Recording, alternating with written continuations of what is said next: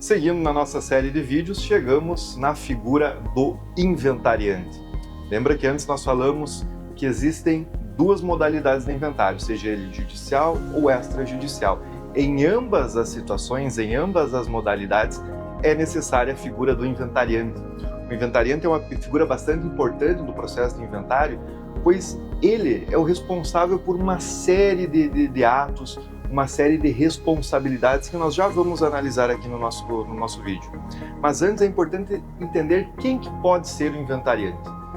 No primeiro momento, pode ser inventariante qualquer pessoa que o grupo de herdeiros entender como sendo a pessoa adequada para desempenhar essa função. No entanto, caso esses herdeiros não cheguem a uma conclusão sobre quem seria essa pessoa, quem seria a pessoa adequada a ser o inventariante judicial ou extrajudicial nesse processo de inventário, a lei se preocupou em disciplinar quem seria ou qual seria a ordem de inventariantes.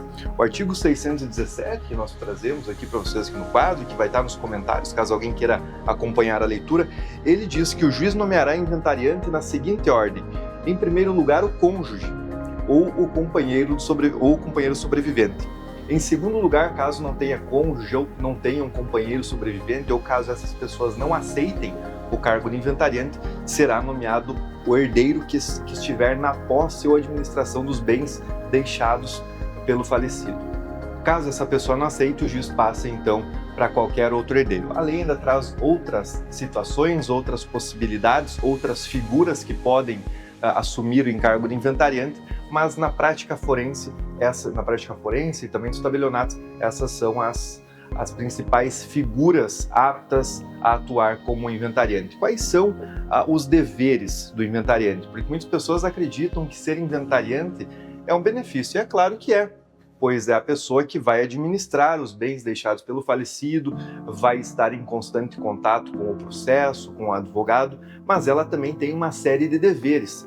Os deveres do inventariante, eles estão disciplinados lá no artigo 618 do Código Civil, e eles são basicamente representar o espólio judicial ou extrajudicialmente, representar aqueles bens judicial ou extrajudicialmente, administrar os bens. Às vezes o falecido deixa uma empresa, deixa algum estabelecimento que gere lucros, que tenha funcionários, essa pessoa se torna também responsável por administrar esse bem, prestar as primeiras e últimas declarações dentro do inventário. O que são as primeiras declarações? Trazer as primeiras informações, quais são os bens que essa pessoa deixou em vida, quais são as dívidas, quais são os direitos, quais são as obrigações que essa pessoa deixou, elencá-las no processo para que possa dar prosseguimento ao inventário. E também, ao final, prestar as últimas declarações, fazer as modificações necessárias, trazer informações adicionais, formalizar ali os últimos atos para que o inventário possa ser finalizado.